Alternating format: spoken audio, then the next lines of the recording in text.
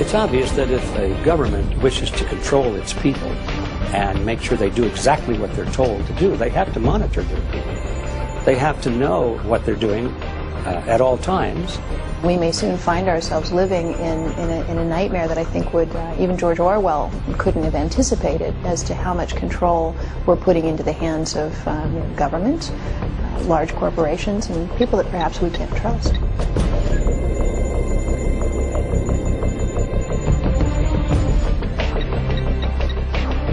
If you're talking about wars, if you're talking about money management, if you're talking about orchestrating crisis, these people behind it sound like a conspiracy.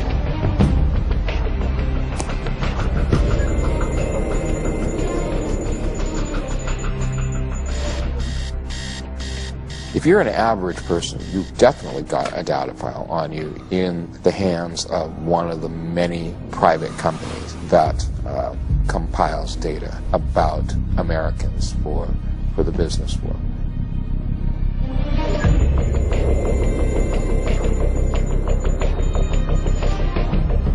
In Austin, Texas, and other places around the country, is they're using smart thermostats. And they will, the power company actually gives you a thermostat for free, installs it in your home for free, charges you nothing for it, but there's a catch. And the catch is, to get this high-tech, fancy thermostat, you have to allow them, in the event of excessive power consumption, to reach into your home through radio waves and literally turn it off.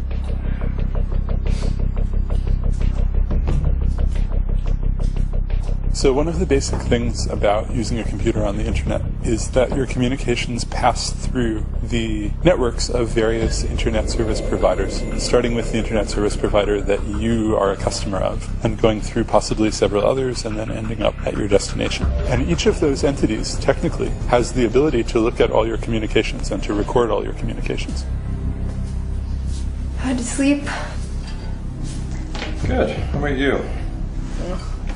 Coffee's on.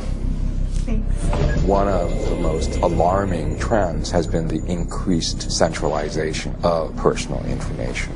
I'm a little worried about Kate's cough. She's got a headache, too. She'll be fine. You are buying all sorts of stuff. That means the consumer credit folks will have you. But I will check online to see if anything matches.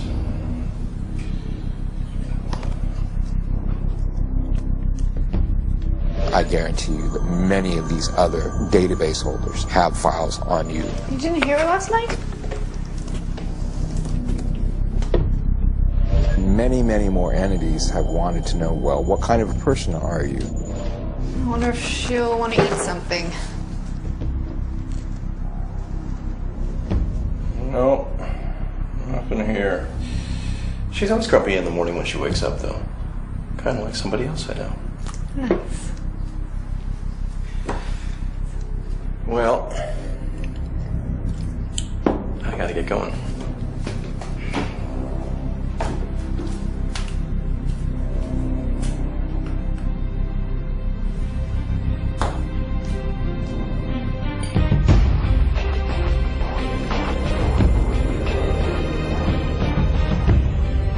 Every day, in so many ways, we are being watched. We're told that it's for our own good, for our own protection, to make our lives better. But is it? I'm Grant Jeffrey, prophecy expert and author of over 26 books. I spent 2 decades researching and detailing how our fundamental freedoms are being systematically eroded, how our governments are not controlled the way we think they are, and how all of this ties into remarkable prophecies from over 2,000 years ago. Until recently, all of this would have been considered science fiction or the ramblings of conspiracy theorists. But each of the technologies you have just observed either already exists or is being planned on a drawing board somewhere. The evidence is all around us. There is no denying that we live in a surveillance society. And really, no matter what we do, there is no turning back. And in the 2010 census, census workers in the United States have actually been sent out in advance, a year in advance of the actual census being taken. They've been sent out with handheld GPS devices and told to go to every single dwelling in the country. That's an absolutely unprecedented undertaking. It's kind of happened without very much media mention or much awareness, and now have the ability to pinpoint every single location in the country is really unprecedented. And it's not just in the United States that they're doing this. We actually found some documentation that this is part of a global effort that is being promoted by the UN, by their statistics department.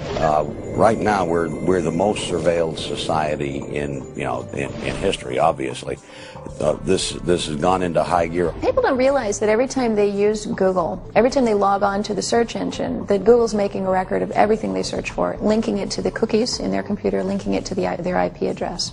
But going one step further, Google also reads all of Gmail, all Gmail messages that are sent or received. The reality is that Google is offering you all this bait to bring you in because you're the product.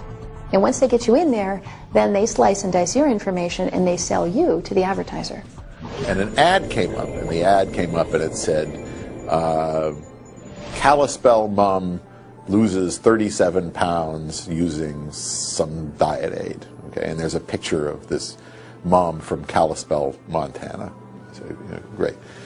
I have to come home eventually, school's starting. I pack up my computer, I bring it home, connect it to my home here near Boston, and go back and visit the same web page again. And the ad comes back up, same woman saying, Brookline mom loses 37 pounds using such and such diet aid. So, of course, they know whether I'm in Brookline or Kalispell because they have to ship the bits one place or the other. In November of 2008, there was an effort by Google to show that they were able to pinpoint a disease outbreak, a flu outbreak, before the Centers for Disease Control could do that. Based on their sophisticated algorithm, that they could tell that the person doing those searches had the flu. They were searching for chest congestion or thermometer or certain types of medication, cold or flu medication. And whenever one of those keywords would be entered into Google, they would, it would set off a red flag. They would pinpoint that person's location based on their internet service provider, and then they would put a red dot on a map. And over time, you would see lots of red dots in certain locations on the map, and then they shared that information with the Centers for Disease Control. And sure enough, they were able to pinpoint those outbreaks 2 weeks in advance.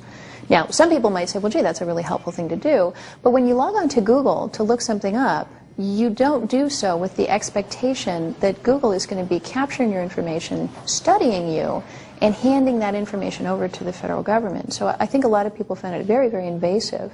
And what it raises is the potential for Google, or really any other internet service that you use, to turn over other sorts of information. Who's concerned about abortion rights, or who's a Democrat, or who's a Republican, or who is, who has an interest in the Second Amendment. Well, because we don't always know the downstream risk and the downstream harms. There were rumors that a bank had done it to a cancer registry, that they'd taken a cancer registry, crossed it with names of people who were in their bank, and then tweaked the credit worthiness of the people if they had cancer. Someday, when all of our products and all other products have, instead of a barcode, have a tiny RFID tag on them, we'll be able to keep track of those products in people's homes. And their proposal was that a smart refrigerator would actually have an RFID reader in the fridge. Every product that you put in the refrigerator, from the milk to the cream cheese to the hot dogs, would all have an RFID tag in their packaging. And so the refrigerator would actually know its contents. There are plans afoot to actually monitor your garbage. To every time you throw something into the trash can would actually be equipped with an RFID reader and would monitor. Are you throwing it into the right trash can? Is this a recyclable item that you're throwing into regular household trash? How long did it take you to consume that item? How long was it in your home before you threw it away? The idea that we would be at a point where everyone would be watching every move, and it would be tied into the television. We'd have personalized advertising. We would have HMOs, for example, your health insurer, keeping tabs on who's eating the Haagen-Dazs and how how much green leafy vegetables is this family consuming, because they're literally monitoring what happens in your house through your refrigerator. You know, some would say it opens up great opportunities to improve public health. Other people would say, well, it opens up horrifying opportunities for Big Brother to be right there in your refrigerator and sitting at your dinner table with you. With rising technology and with the motivating forces from the government level to push that technology in the direction of capability of monitoring human activity. With that technology emerging, it's very frightening, because it means that totalitarian regimes will very soon indeed have the power to control and monitor every human being on the planet. People working in major office buildings have an access pass, a badge that they use to get into their office. Every time you scan that to get into the building, you're revealing what time you got there, what time you left. Those records have actually been used by employers to determine whether someone was claiming sick leave when they weren't really sick. The reasons for surveillance and the need for better surveillance systems are compelling. If you want to keep track of your pets or children, or livestock or possessions, you can now put ID tracking devices on them. If you want to make sure employees are working the way they should, you can now monitor them. If you want to protect citizens from thieves, con artists, drug dealers, hate mongers, pedophiles, terrorists, and basically anyone and everyone who's a threat to society, you can now track, monitor, and scrutinize them. If you can save lives and protect property, why wouldn't you? And if you yourself are engaged in unsocial or illegal actions, your rights to privacy should be taken away. Those are compelling arguments. But is it right? And are only the bad guys being watched?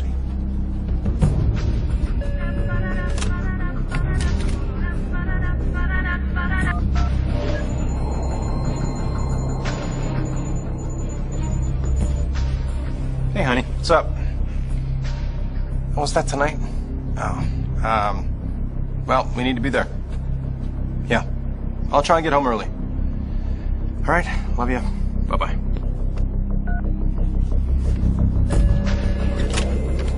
Whenever people say, if you aren't doing anything wrong, why do you care if people watch you? I kind of turn that around and I say, well, if I'm not doing anything wrong, then you have no business watching me. President Bush, Attorney General Gonzales, and the head of the NSA all admitted that, well, the Times was right, that the NSA had been spying on Americans without a warrant required by law, required by the Constitution, and required by federal wiretapping law, and that they had been doing this for a number of years. There used to be a joke, you know, we're from the NSA, we read your email so that you don't have to.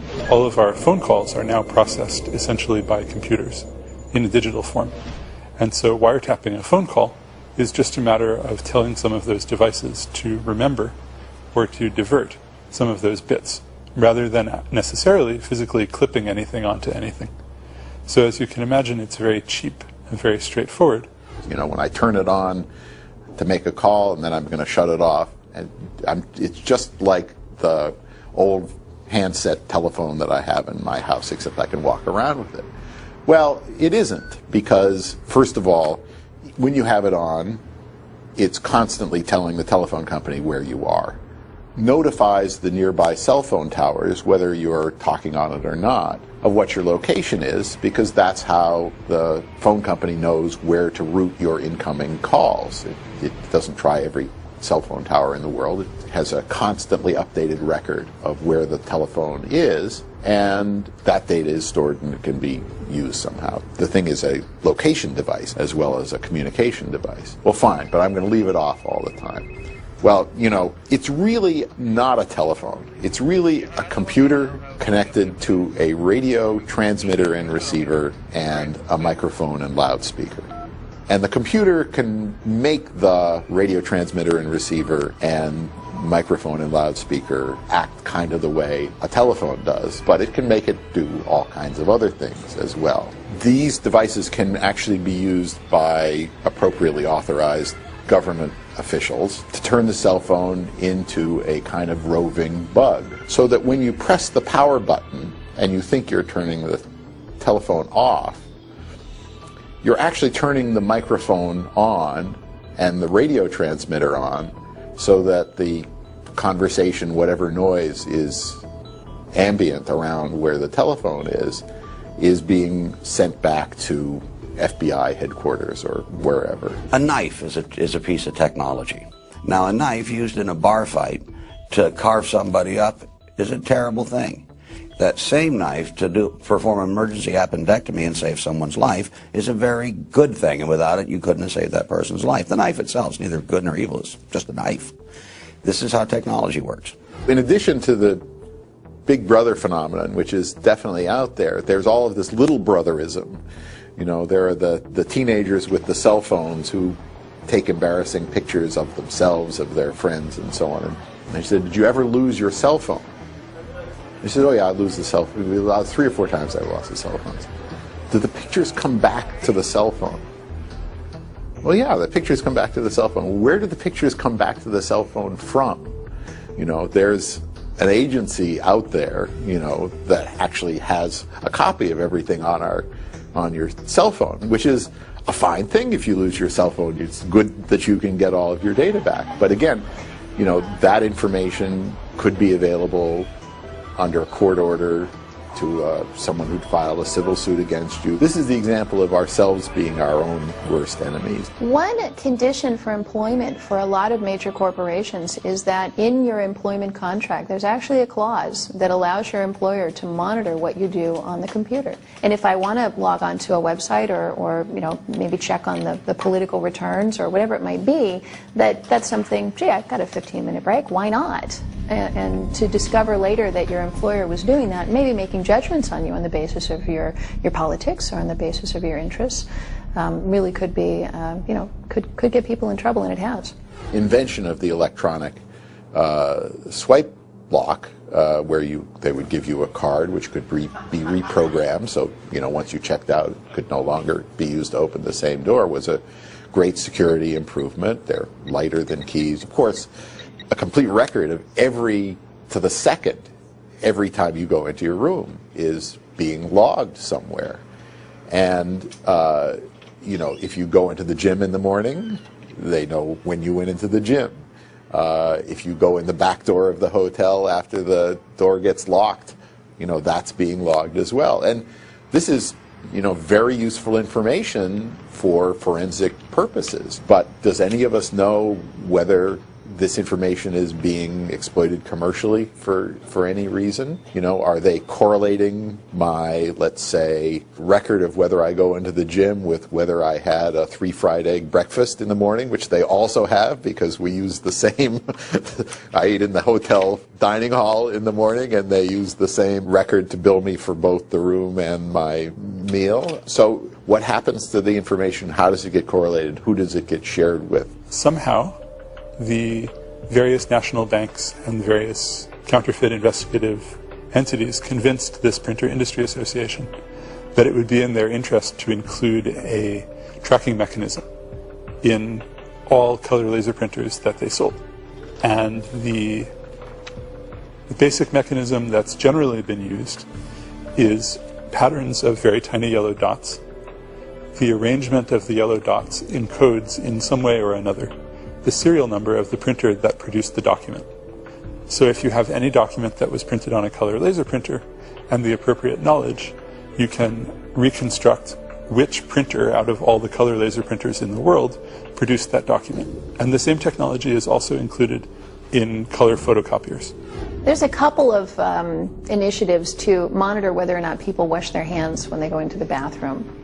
And they operate by using the access pass or the ID badge that an employee would have that read the tag, that determine whether or not you used the soap dispenser, whether or not you turned on the sink, and actually monitor you in, I think, the most private of all locations, you would have these people monitoring every single breath you take. I mean, there's got to be a point at which you say, you know, some things are private, and you know, we're all adults here, and we are responsible. And if you're employing me, you need to have some degree of trust and not be prying into my personal business. Almost everything you do is tracked. It's everything you buy is tracked. My car is equipped with OnStar. You know, they know where I am at any second. I can push a little button in my mirror, and they'll tell me precisely where I am.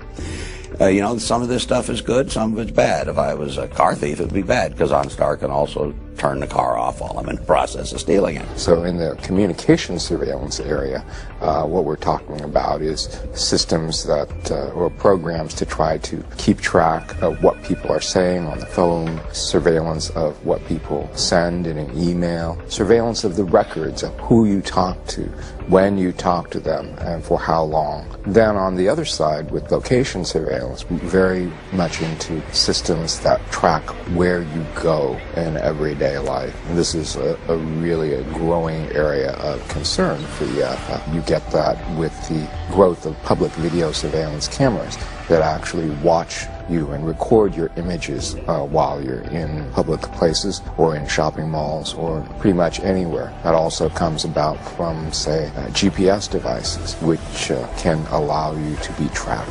Cell phone technology can allow you to be tracked. And then finally, of course, RFID tags, which can allow you to be tracked. So you have a lot of different modalities of location surveillance that are all of great interest both to the government and also to commercial marketers. It's almost impossible really to live off the grid. You have to live without credit cards.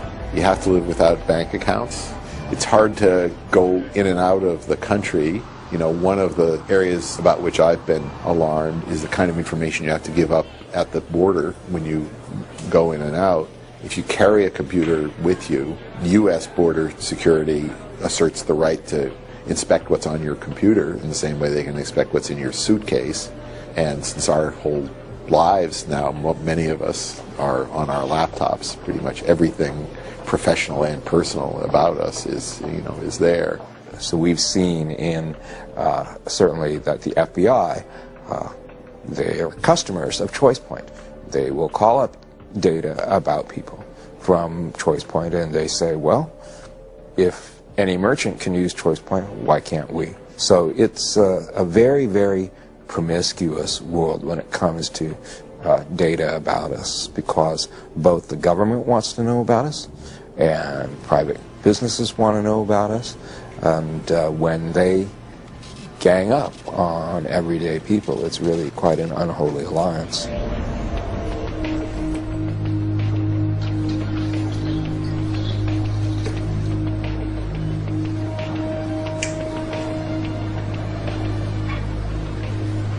Hey. Hey. How are you? Good, how are you? Pretty good. So this comes to $3.75. Thanks. Just retry. Let's try one more time.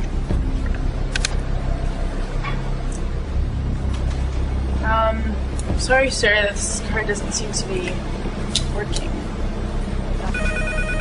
Just 1 second, please. Hello? The Eden Run, that's right. Yes, I've just been trying it. It's Mr. John Wilson. Yeah, he's right here. It's for you. Hello? Oh. Yeah, just regular things, gas, groceries, coffee. Oh.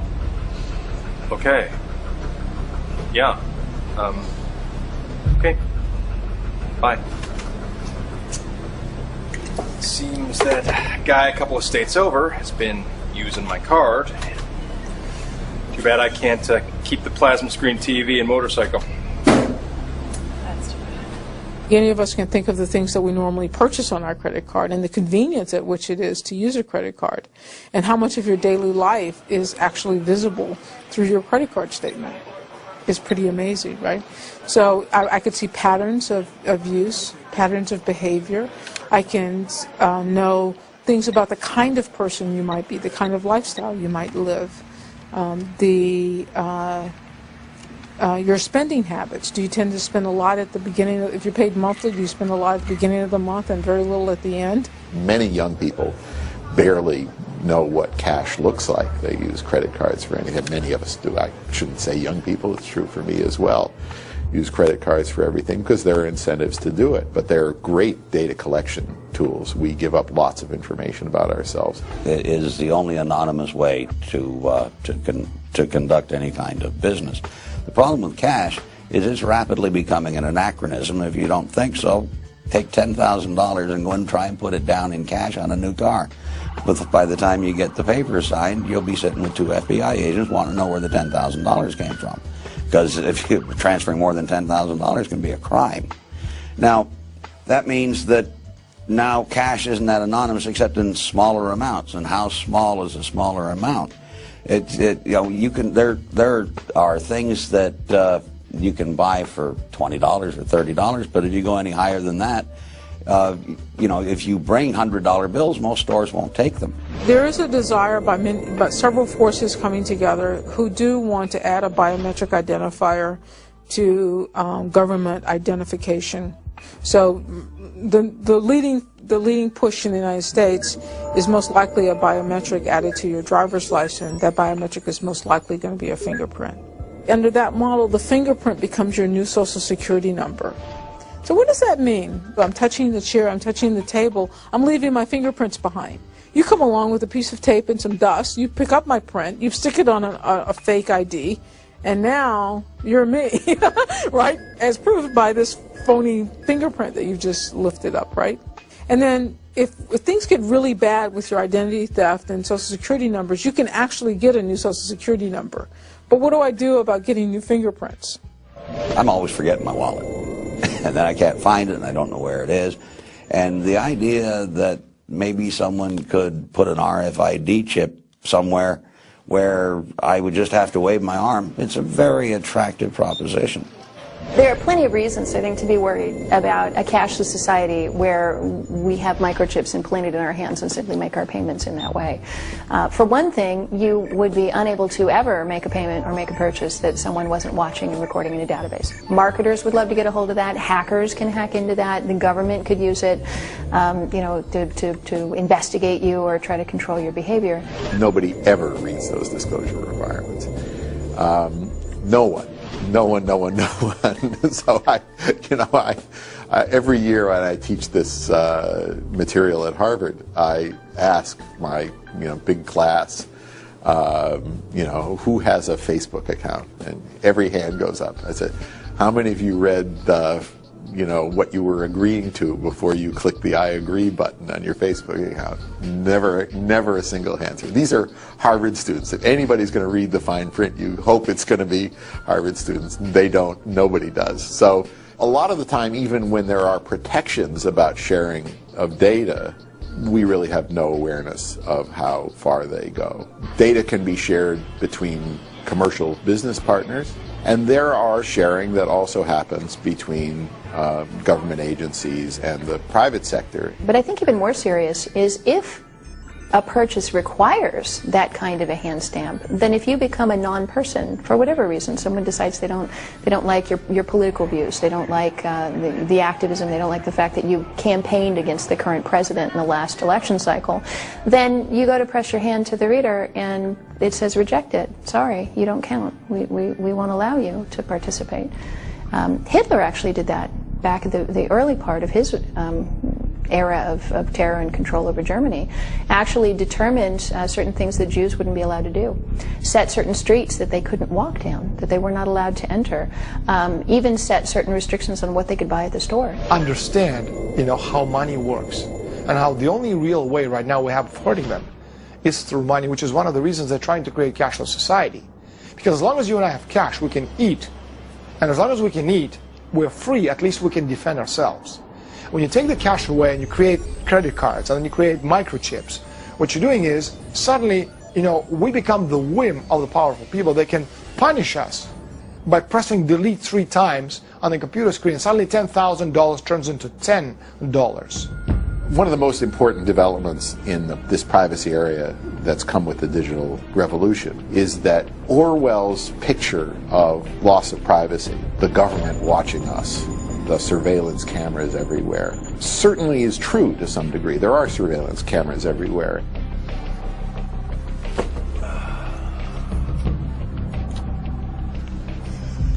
That's hilarious. Where do you get all this stuff? Don't know how I lived before YouTube. What, you just search all day? No.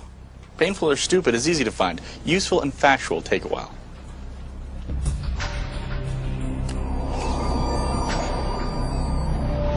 Employers, law enforcement agencies, stores, insurance and credit companies, hospitals, and the government would all argue that their surveillance is necessary.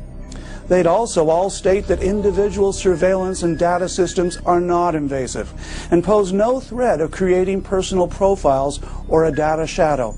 Simply stated, one source of surveillance at one location on one part of a person's life is not a real concern.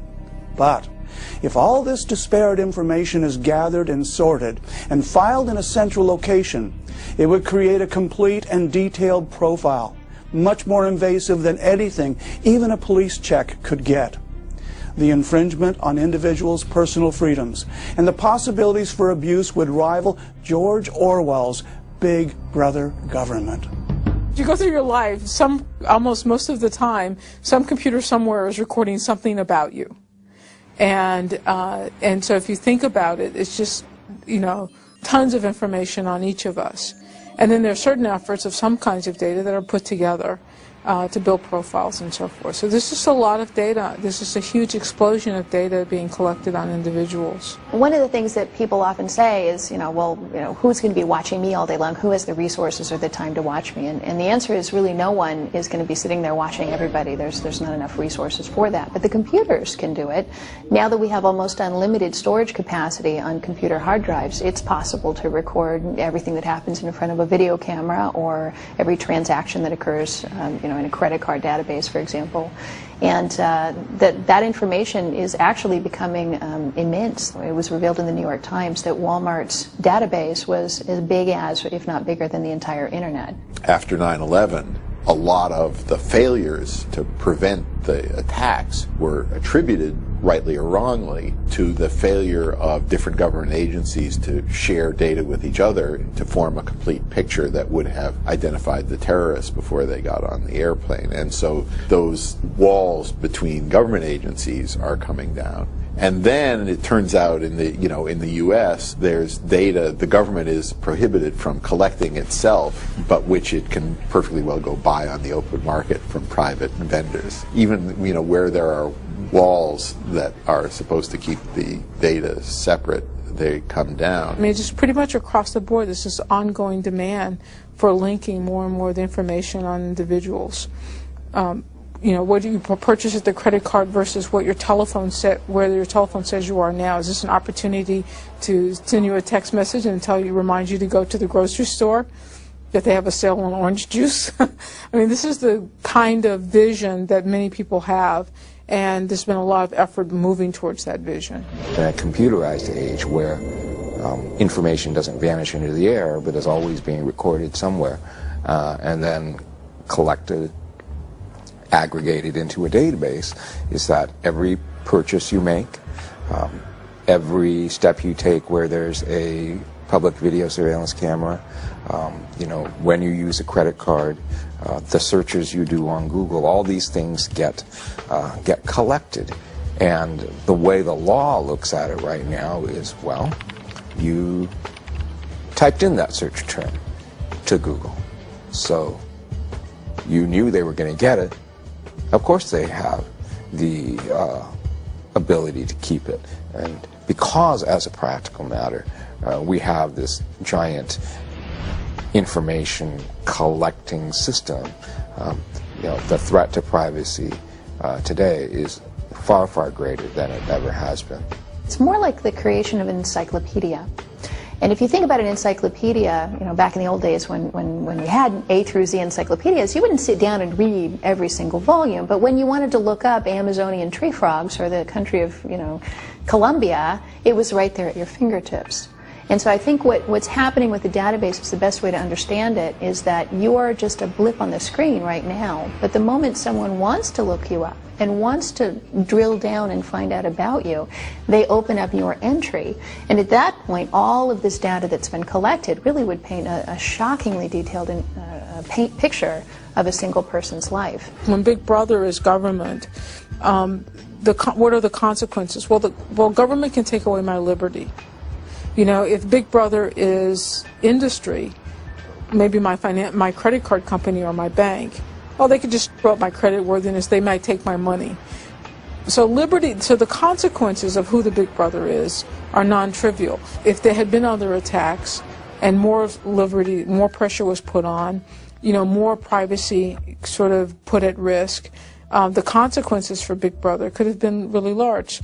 Because what if more and more Americans were caught up in a dragnet, more and more innocent Americans caught up in a dragnet, believed to be terrorists, might be terrorists, we're just scared of you kind of thing.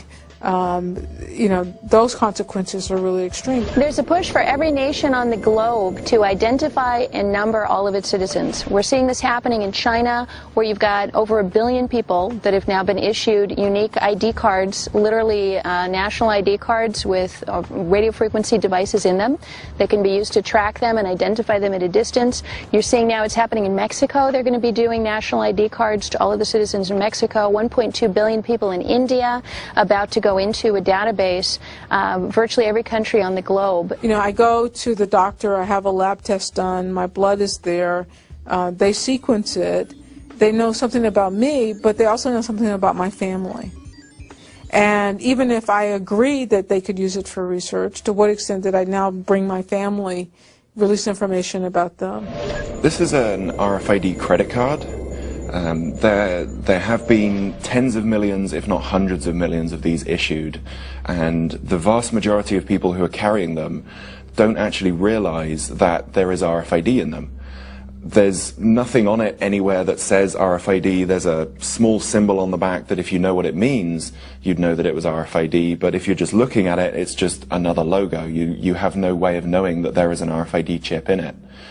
The problem with this is that because you don't know there's RFID in it, you won't take any steps to protect it, which means that I can come along with a device like this.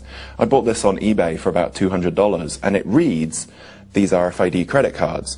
It gives me full card information that is sufficient to process a credit card transaction.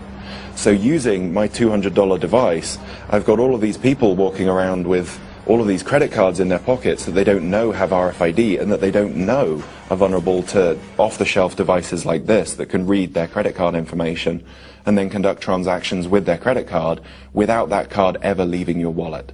What kind of questions could someone ask about you that would be answered by a database that kept track of where you were? You know, why did you visit that person's house? Well, gee, we know that that person was holding a meeting of the Communist Party, or, you know, gee, you go to this place every Wednesday at noon. Well, it's easy to find out that that's a church, and there's an Alcoholics Anonymous meeting. There's just a million ways that simply knowing where someone is on a regular sort of basis allows you a tremendous amount of information. I believe the American people, and indeed the people of the world, are in that same position. We've got a couple of little tiny glimmers that there's something wrong, that there are databases being collected, but what my research for the last 10 years has been about is trying to identify the bulk of that iceberg floating under the water so we don't hit it. There is no question that we are being monitored all the time, all of us. That's not science fiction, that's fact. But who is controlling the information? Who's watching the watchers? If you live in a free and democratic nation, you may rest easier knowing that totalitarian regime won't come knocking on your door. But journalists, Christians, aid workers, and many others around the world in places like China, North Korea, and the Sudan are not as fortunate. They're routinely abused, arrested, tortured, and even killed for their seemingly innocent and innocuous actions. The people in Hitler's Germany and in Ceausescu's Romania never thought their freedoms could be squashed. or that they themselves could be seen as a threat. Could such a thing happen in other nations or here in America? Surely our information is safe with our elected officials, and we're protected by our constitutional rights. If everyday citizens don't stand up for their rights, then a big government will take more and more of their rights away from them. Everyone should be concerned about this because this affects them. It affects us. None of us are exempted from what's happening in the world today. This affects our lives, our children's lives, our grandchildren's lives. And if we really care about anything, anybody outside of our own skin, if we really care about other people, about society, about our nation, about the world, we'd better take an interest in what's going on. So if your phone calls, your letters, if the contents of your homes, the contents of your automobiles, the contents of your computers are open to surveillance by the government or by private entities who share that information with the government, then I think it's going to be very, very hard for most people to be free in the way they live their lives. If we get to the point where the government is watching everything we do, then we're going to see some serious erosions of our civil liberties. Our right to assemble peaceably, our right to free speech, our right to free religion, free practice of the religion of our choice. All of these rights are going to be eroded through these technologies. The saying is, if you put a frog in cold water and then you put the heat on, the frog will gradually warm up so he won't know to jump out and he'll be boiled to death because it's such a gradual thing. Now, I don't know if it's true with the frog, but I can pretty much tell you it's true with the population because I'm watching it happen. We're in a situation now where technology keeps clashing with privacy, and society keeps ending up in this leave it, take it or leave it situation. And what we really want is for society to enjoy the benefits of the technology as well as have privacy. The ability for Google to tell everything about you and the house you live in, the ability to watch you on the street, to monitor you. I can understand the reasons for Great Britain setting up the camera spy systems that they've set up, but if used incorrectly, it can destroy you. And of course, computers are another thing that governments want to control, and they have the ability to do that. In communist China, you cannot use a computer with the government knowing what you're saying and who you're saying it to and what you're up to. Founders of this country understood that, sure, there were bad guys, but they also understood that if you give the executive branch, if you give the government sort of arbitrary, unbridled, unchecked power to search and to seize, then you are really inviting tyranny and the abuse of power. The America that stood for liberty and personal freedom, that peaked probably in the 50s and 60s, no longer exists. Most of us have taken comfort in the law of a constitutional protection, and that's out the window. We no longer are governed by the Constitution, much as though people think they are, but that's been shredded and no longer operative. There is a faction within the country that believes the Constitution's a living document, and because it's a living document, presumably you can torture it until it says whatever you want it to. The truth of the matter, that's leading to a socialist environment and will ultimately lead to tyranny. And so that's to those that love freedom, it's the end of an era. The great experiment that was once America has been prostituted by special interests. The environment is the cover for the real objective of sustainable development, which is to change our system of justice and change our system of economics to a system of social justice. You can talk to most judges in America today, and they will proclaim themselves to be agents of social justice. Well, there's no concept of private property in a system of social justice. So what is being done is our whole foundation for the American experiment is being undermined with this environmental move. You know, we all want to promote those good causes, but the real question is, how much bang are you really getting for the buck? Are we really making a difference, or are they just trying to get more surveillance power? You're going to see in increasing encroachments on freedom of speech. And it takes some interesting colorations. In the press, you can say what you like about against Christianity, no problem, but you say a peep against Islam, and you get clobbered. In our schools, they'll teach Islam, but you're not allowed to teach the Bible. This is a unique political experience in all of human history, and the future of humanity really depends upon the political recognition of every individual's unalienable rights. And that's what's wafting away. Increasingly, in the name of fighting illegal immigration, there are arguments that daily activities, basic activities that are required for just living, should require an ID card. Whether it's getting a job, whether it's renting an apartment, whether it's visiting a doctor, and ultimately I think it's whether it's going to a store and actually buying food. And so you see kind of the writing on the wall. Right now there's an employment database held by the federal government that they want all employers to run every single person applying for a job past this database to make sure that they have legal status in the country.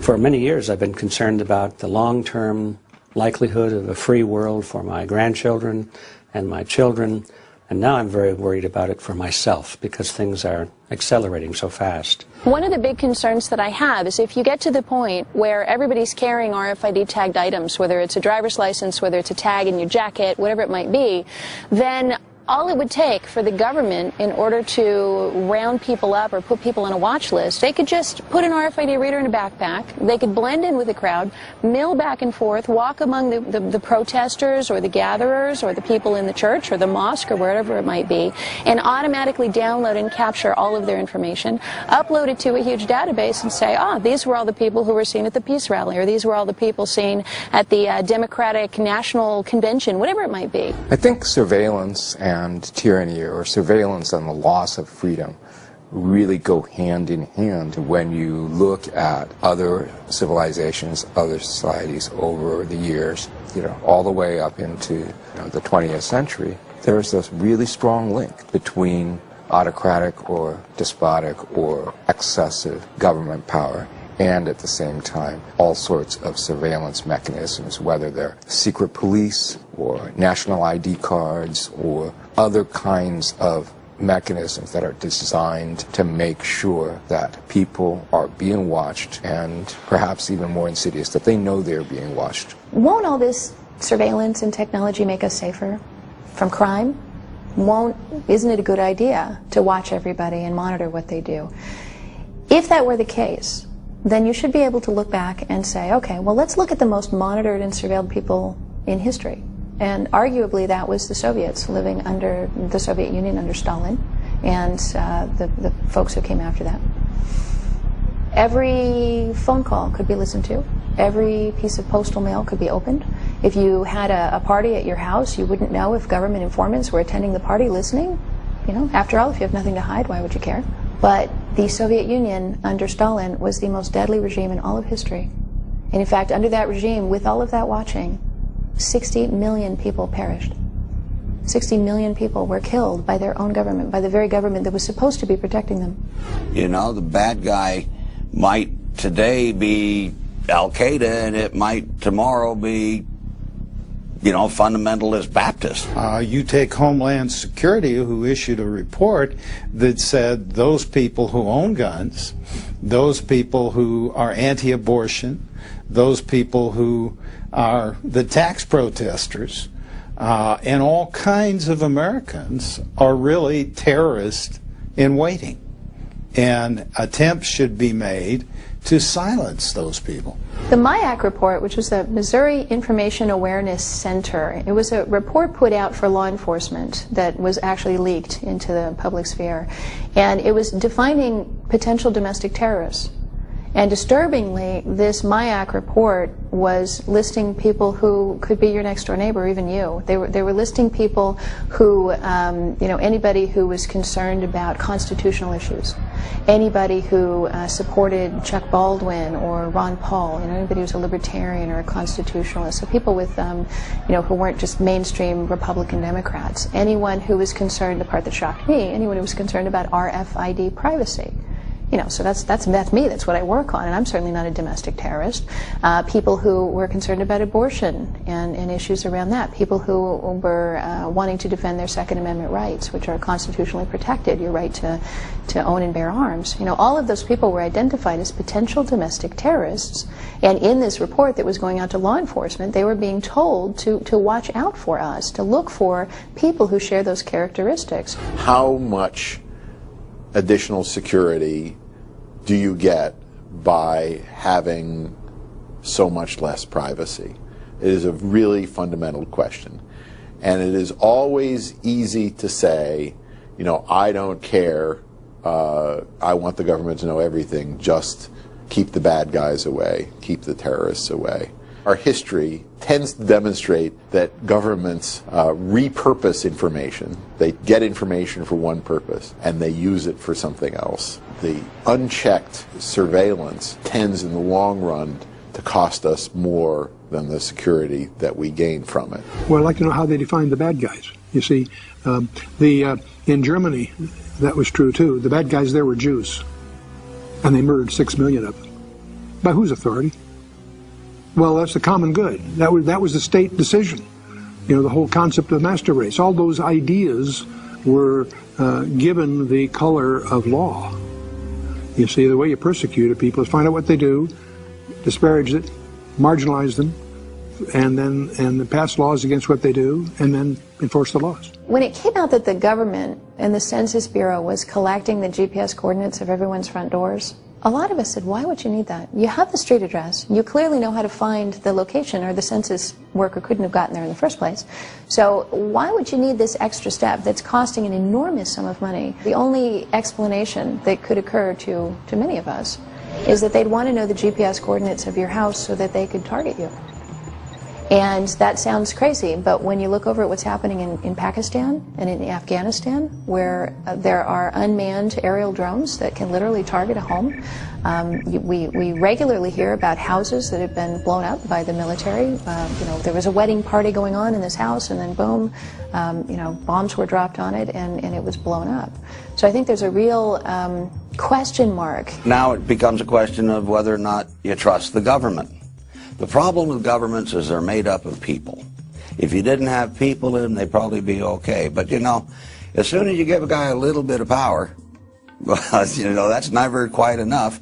It becomes his mandate. It's his human natural instinct to accumulate more power. One of the problems when you create these technologies is it's like putting a noose around your neck. And you may think, well, gosh, it's someone I really trust, and where's the danger? But then that person you trust goes away, and then someone else can rise to power. We've seen it happen all over the globe. We've seen it happen century after century, where evil people have this bizarre tendency to rise into positions of power and authority over others. You look at what Hitler was able to do with very limited technology. He was able to pinpoint, single, and destroy large numbers of people that he just personally decided he didn't like. That capability that he had back in the 1940s, multiply that exponentially in terms of what could be done today. You could, turn people into non-entities. You wouldn't even have to kill them. You could just make it so they couldn't access the ATM machine, they couldn't go to the grocery store, they couldn't get to see the doctor. So I think the bigger picture and what we need to be thinking of as a society today is we really should not be creating the power to destroy our lives and putting it into anyone's hands. Whether you trust the current administration or not is really irrelevant, because ultimately I believe there will be someone who will come along and who will take advantage of that. They'll remove all the safeguards we put in place, and then we're just going to be sitting ducks. One of the founding fathers said, those who would trade liberty for security deserve neither.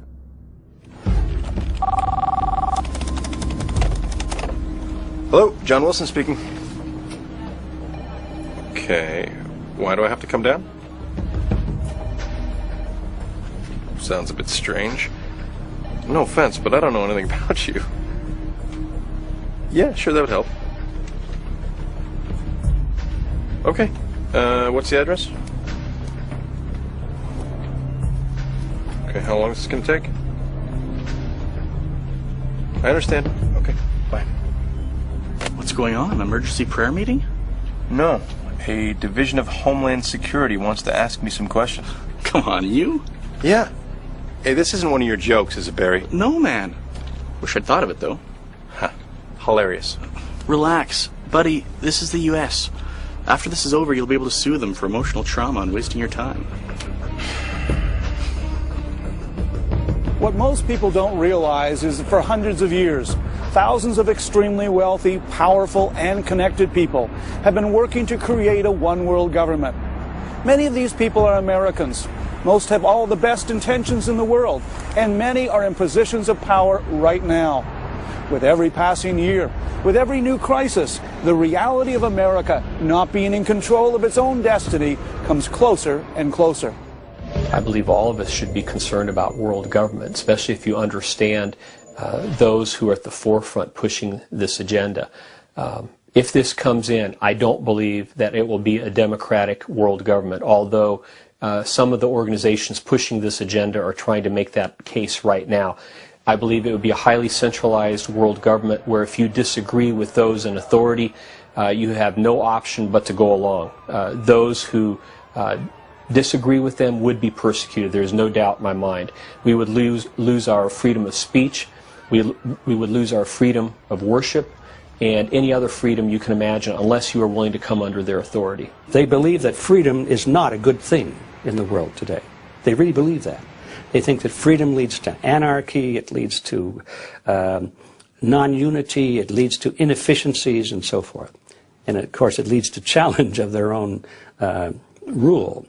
And so they really want to bring all of mankind into some kind of a regimen. We're at the point in history right now where two groups of people, those who believe in the good of humanity and who stand for justice, and the other side, who for the last 800 years has been trying to destroy the very semblance of what society really means, and in the concept of humanity. And we're at the point right now in history where there's no second choices, third ways, or fourth opportunities. It's a time where everybody has to make a moral decision, whether to defend truth, justice, freedom, and basically the planet, or take up the point of view of the other side, which is the destruction of nation-state republics and the destruction of life on this planet. There are several different organizations that have risen to the forefront, depending on whether they are pushing the political, the economic, or the spiritual aspects of the One World movement. And within those organizations, I'm speaking of the United Nations, the Council on Foreign Relations, the Bilderberg Organization, and others. There are those, even in the current administration, who have this type of view of the world that they want to move the United States and Western society in the direction of globalization and world government. If you tear down the barriers between the countries of the world, and there is this, I call it mafia, this powerful mafia above the countries of the world, they are coming down through sustainable development in the United Nations and all kinds of control to take the soul of the world. I have covered 105 global meetings. I've interviewed presidents and prime ministers. I've read tens of thousands of pages of their documents. This is not fiction. This is fact. A lot of these societies and organizations working together, but it's not only the secret societies that work together. The reason they're so powerful, so difficult to destroy, is that they have politicians on their side who have tapped into the societies. You have members of Congress or Parliament. You have the banking representatives. You have the royalty. You have the newspapers, who of course form part of this elite and are sworn to secrecy. And then of course you have NGOs, non-governmental organizations, are also tapped into this because, again, you control all these organizations through money.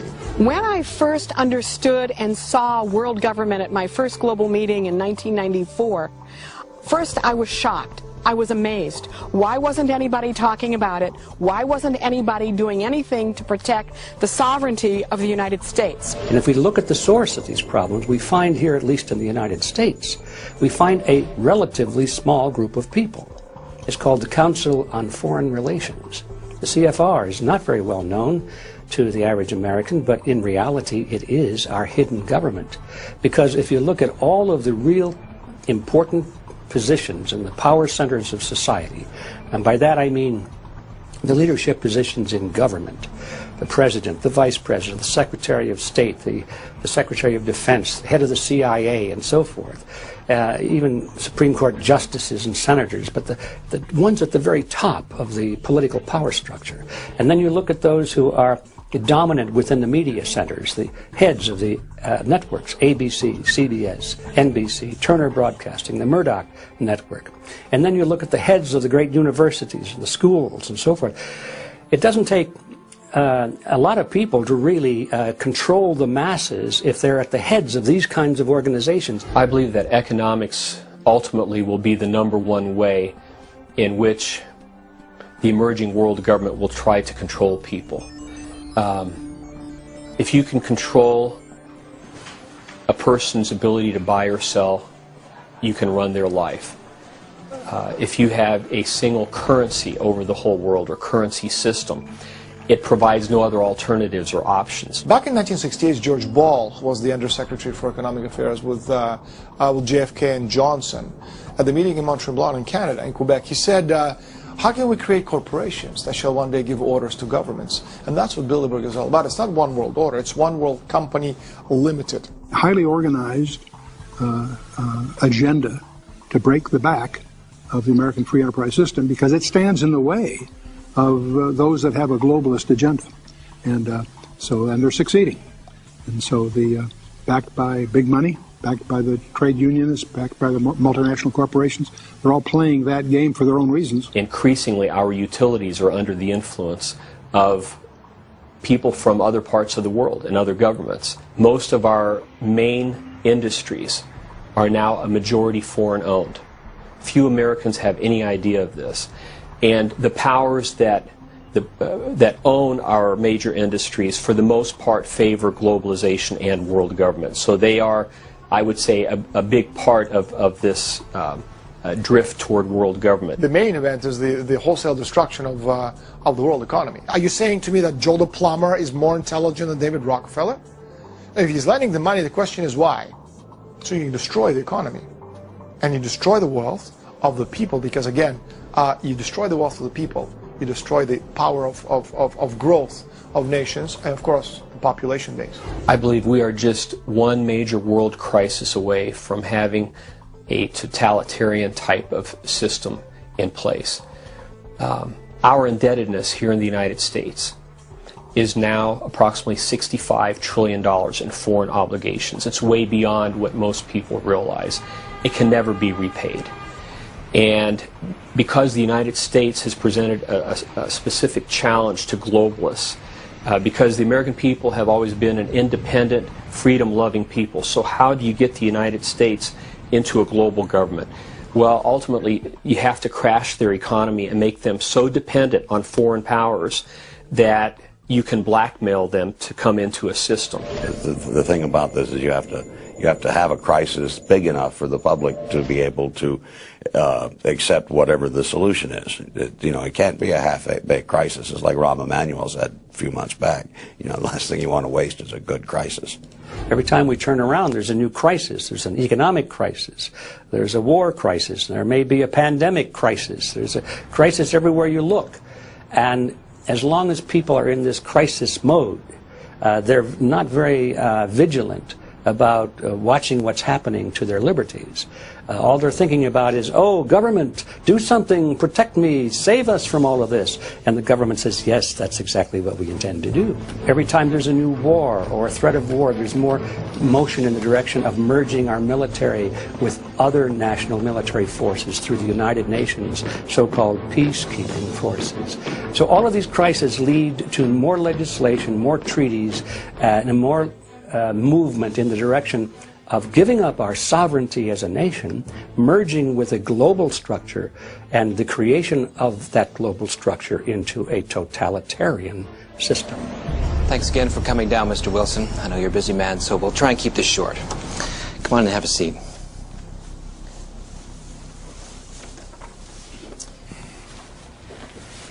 So, for the record, your name is John Francis Wilson, and you live at 15 Clear Heights Drive. I'm sorry. Could you clearly reply yes or no to my questions? Yes, I am John Wilson. Is this being recorded? Are you a member of the Church of God on Springer Avenue? Yes. Have you taken part in their pro-life meetings and marches? Well, yes, but what does this have to do? Plan on attending this evening's meetings with this group? Yes. Mr. Wilson, are you aware that it is legal in this country to have an abortion? Well, yes, but it hasn't always been that way. Are you aware that some healthcare providers have been attacked and murdered by members of groups like yours? Hold on. We have nothing to do with those groups. We are peaceful people that are protesting. Are you aware that some healthcare providers have been attacked, Mr. Wilson?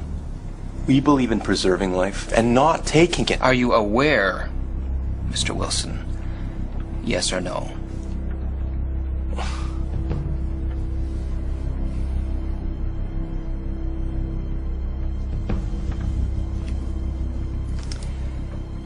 You are a member of 3 different right-to-life groups.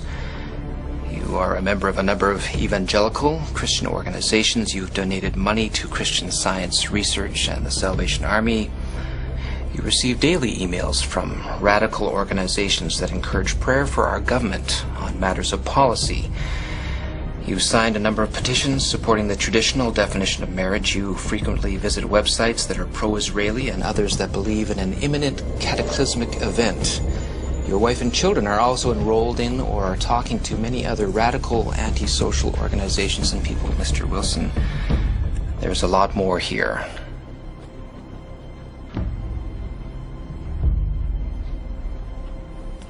Are these the actions of a peaceful man and his family? I'm terrified by that thought. A global government, that would mean that the franchise we have for freedom and for allowing everybody to vote would be destroyed. The ability for our people to accept the Bill of Rights and all the freedoms guaranteed in the Bill of Rights would be destroyed, because the rest of the world doesn't have the free press like we have. And women don't vote in most of the countries in the rest of the world. You don't have a society in Japan, you're guilty until proven innocent. You don't have the right to protect yourself in your own home or even defend yourself against violent criminals in Great Britain.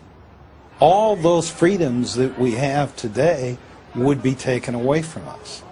So all that a world government can do would mean that the wrong people would vote on what's right for America. Why not have the people of the world living in unity, peace, and harmony? On the surface, it sounds good.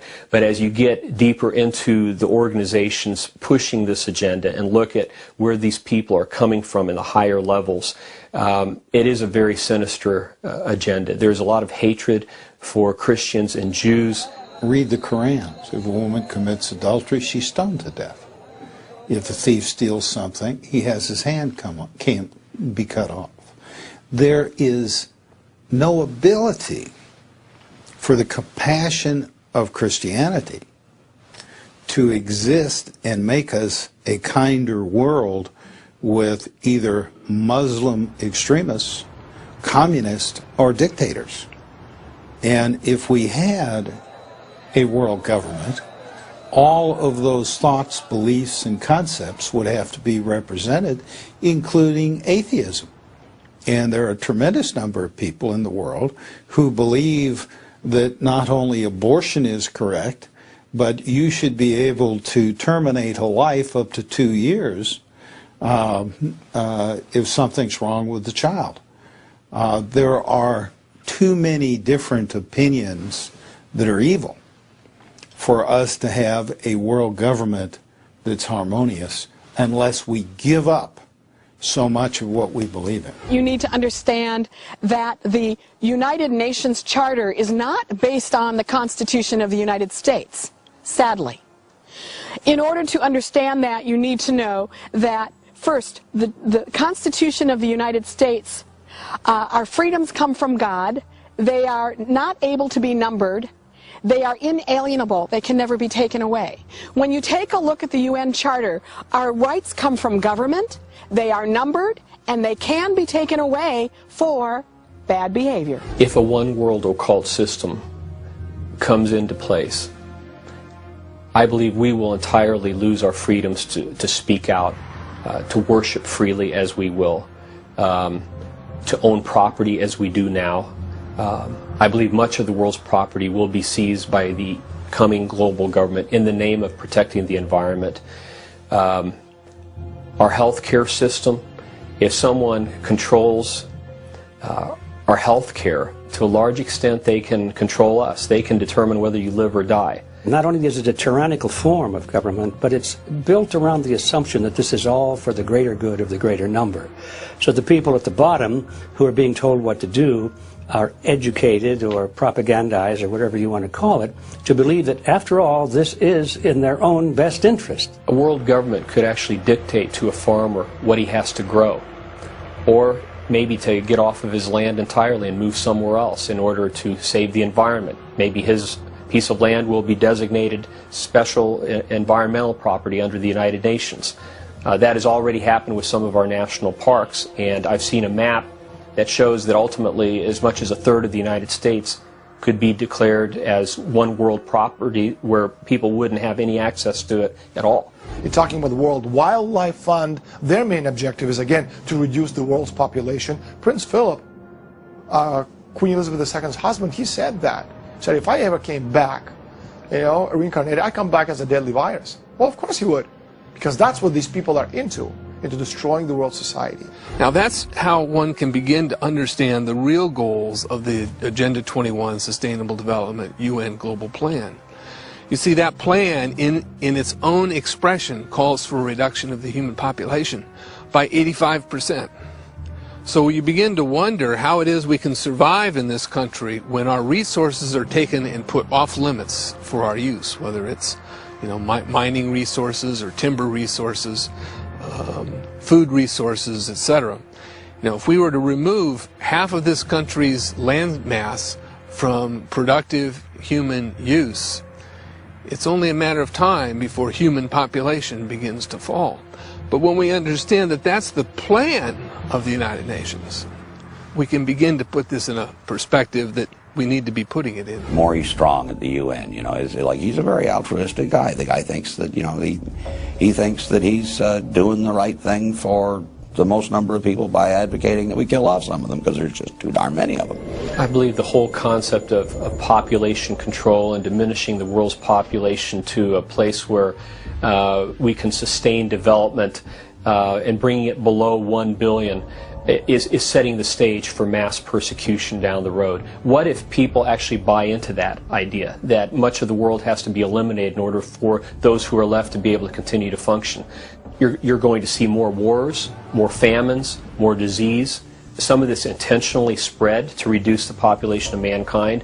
There's a place I visited called the Georgia Guidestones, where they present the 10 Commandments of the New Age movement in a number of different languages. And one of the commandments calls for the reduction of the population of mankind down to a fraction of what it is right now. So a thinking, intelligent person should be asking, how are they going to achieve that? If that is one of their goals, and they're going to work toward that goal, then who are the victims going to be, and how are they going to choose who lives and dies? I find it hard to believe is because they don't hear it from any other source. You're not going to hear it in the media. You're not going to hear it from the government leaders. You're not going to hear it from the people who, in fact, are creating it. That's the thing. And so they don't realize how far it has gone. Well, people don't know much about sustainable development because major media is really captured by the same interests that control the banking institutions. Our public information systems have been bought up or have been taken control over by these forces that seek the creation of this one world where human beings become chattel to the ruling elite. And it seems that there have been plenty of people signing up to become slave masters and keep this information undercover. Now, the loss of freedom is not being imposed on most people in the Western world, not being imposed by force of arms with bayonets, guns, or bombs, but with propaganda. They've convinced us that what's on the cover of the New York Times, the Washington Post, the Globe and Mail, the Toronto Star, or on CBC Nightly News with Peter Mansbridge, if he's still around or alive, it has to be the truth. And everything else, thus, as a result, is a conspiracy. Because if what I'm saying is the truth, it obviously would be on the front cover of the Toronto Star.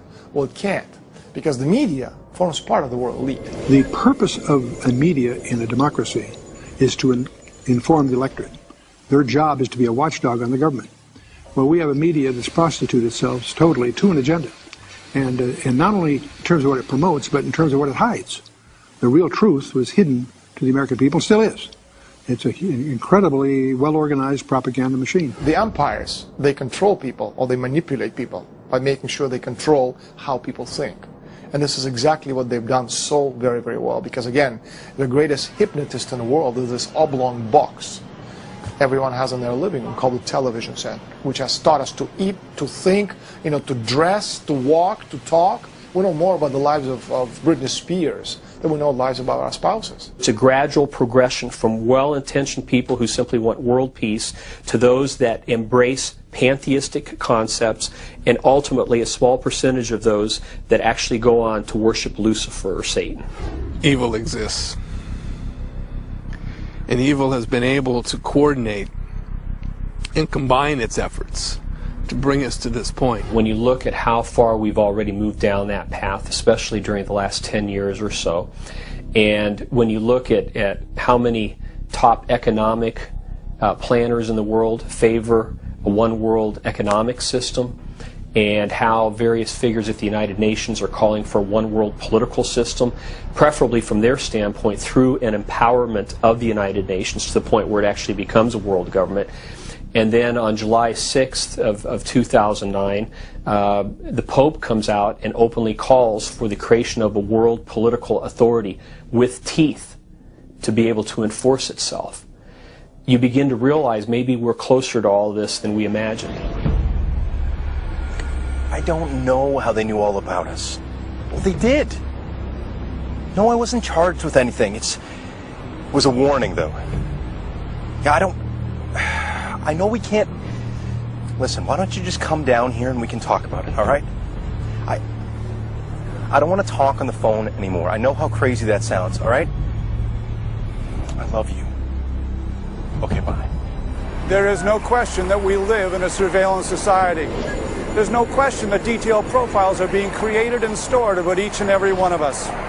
There's no question that this is only going to increase with every passing day and with every new technological advancement.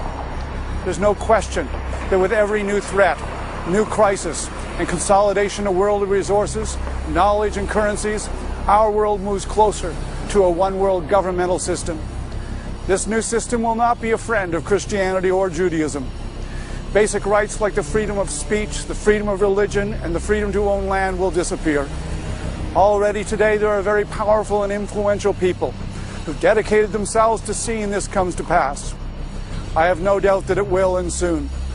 Then why am I not afraid and running for the hills? Because I knew this would happen. Incredibly, it was prophesied over 2,000 years ago. I'm so tired of people saying you can't prove the Bible. Yes, you can. If you take the trouble to discover that of the integrity of its design, and then that design had to originate from outside time, because it writes history before it happens, and with the precision that's staggering. And the more you know about your Bible, and the more you know about what's going on in the geopolitical or just the world arena, the more you see a convergence approaching the classic biblical scenarios. The Bible says that in the last days, the government of the Antichrist rests on three pillars.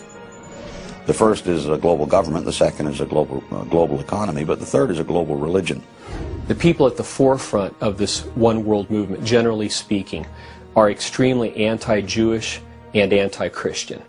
And they want to bring together all the religions of the world and unify them for a specific purpose, which is to put a leadership figure in power that would rule the world. And the Bible warns us of these kinds of developments in the last days. This is a far cry from where we were in the 50s, 60s, the anti-Christian atmosphere, in the fact that you're worried about having the Ten Commandments in our courtrooms and all of that. You begin to realize is evaporating very, very quickly. What most people don't realize, your freedoms will evaporate with that. There are so many signs today that indicate that we are living in the last days. The Bible has so many prophecies warning us, giving us an idea of this time getting closer so that those of us who are alive when all of this happens could be forewarned and prepared. And one of those, the biggest perhaps, is Israel. The coming together out of over 100 countries from around the world of nearly 7 million Jews returning back to Israel after 2,000 years. That's incredible. Some people try to say it's just a big coincidence or part of a different agenda. But when you look at Scripture and over 50 different prophecies in the Old Testament foretelling that in the last days God would regather the Jews from the four corners of the earth, from one side of the world to the other, all bringing them back to Israel. It's really difficult to try to explain that away. Ezekiel wrote about the restoration of Israel and said that in the latter days they would be restored on exactly the same piece of real estate from which they'd been scattered. Zephaniah said they would return with a pure language, restored Hebrew, which was restored by Ben Yehuda in 1948. Hebrew is a working language of Israel today, and it was dead before Latin was developed. Along with that, in the book of Daniel, we are told that there would be a massive increase in knowledge. Well, the last I heard, knowledge was doubling now every 4 years. That's never happened before in world history. And that is bringing the world closer and closer together. Technologically, things are now possible. You can talk on the telephone with someone halfway around the world, and it sounds as if they're next door. Travel has become so much easier, and communication through the internet. All of these things have worked to make the world smaller, and, which brings me to my next point, to make global government possible, which in Revelation 13 and 14 we are warned of such a global system that would exist in the last days, a type of one world political system that would use its economic and military power to enforce religious worship. It wasn't even conceivable 1900 years ago, where any single individual could have such minute and centralized control of the economy that nobody could buy or sell unless they were part of a particular system. That was never possible. This is exactly what John saw, though. And he saw it in the context of a developing global government. It's in the context of the fact that the Antichrist government, its strong suit is deception. Its power comes from its control of the economy. And its ultimate goal is worship of the leader. It's in the ultimate fascist state. I believe when the mark will first be introduced, there will be an attempt to make it seem very fashionable, a safety mechanism. If you're kidnapped, police would know where you are and could rescue. That's already happening right now with animals, but also with humans in some parts of the world. What is Satan's primary weapon? All through the Bible. Deception. That started in Genesis 3, all the way through. Every time Jesus talked about the end times, he opens and closes his discourse by saying, "Be not deceived." So that's our challenge. And we are being deceived. We're being conned. In a local political sense, but also in a much broader sense. The Bible says that Peter was writing to Timothy, and he said that, that in the last days people will heap to themselves teachers having itching ears. Then they'll be turned unto fables because they want to hear what they want to hear, not what is necessarily true. And we're living in a generation now where truth is it has become like it's subjective. I mean, there can be two versions of the truth. Finally, in Matthew 24. Jesus warns us of an unprecedented deception that would take place at the very end of time, just preceding his second coming. Specifically in verse 24, he says that even the elect could be deceived if that were possible. Now that's got to be some kind of major deception for Jesus to make that type of statement.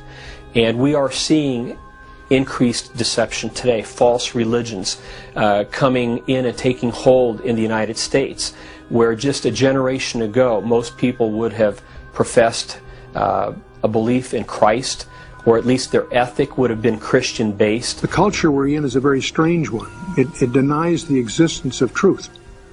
Well, what's the purpose of a university? I thought it was to pursue truth. What's the purpose of our scientific establishment? Discover what's true. And we live in a culture which denies the existence of truth. Another sign is the increased depravity of man. And in 1 and 2 Timothy, it talks about how in the last days man would become more focused on self, a pursuer of pleasure, self-centered, boastful, proud, all of that. We are seeing that today through the New Age movement in ways that we have never seen before. It's all about self. You literally have millions of people out there who believe that they are God. We've never faced a situation like that before, but we do now. We're broke. We're mired in a global war. We're in a religious war. Everything seems to be. We're in decline. They're talking about getting rid of the U.S. dollar. Everything seems to point towards the U.S. no longer being the world's only superpower, which is exactly what the Bible said. You can see it all converging towards that. So we could make a list of the main countries in the Middle East and in Europe and the Far East. We can go through all that whole list. We can talk about technologies. We can make a whole list of trends. We classically, our enterprises monitored a dozen of these. And the more you know about each one, and the more you know what the Bible says about each one, you see a convergence. It isn't one of them, it's all of them happening at the same time. Verily I say unto you, this generation shall not pass until all these things be fulfilled. And that's part of the Olivet Discourse. But I mean, it makes Israel the benchmark. You know, it's the time clock. It's the stopwatch. Once it starts clicking, we've got one generation left, and we're very close to the end of that now. My challenge to anyone to which these things are fresh and new and unknown is to find out yourself, not what Chuck Missler or somebody on the radio or TV says. Find out yourself what the Bible really says. The Bible says that the heavens and earth proclaim the very existence and majesty of God our Creator. That same Creator gave us a book to share His thoughts and plans for our lives.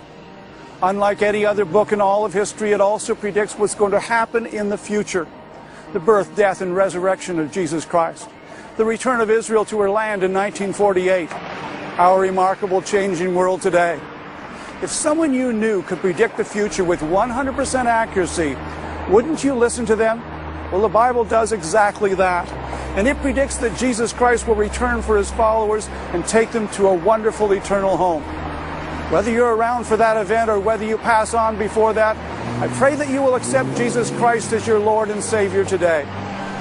You may not be able to control what happens to your nation or our world, but you can determine your eternal destiny. The Bible says that tomorrow is promised to no one. Make the most important decision of your life, and trust that Jesus loves you and wants to be part of your life.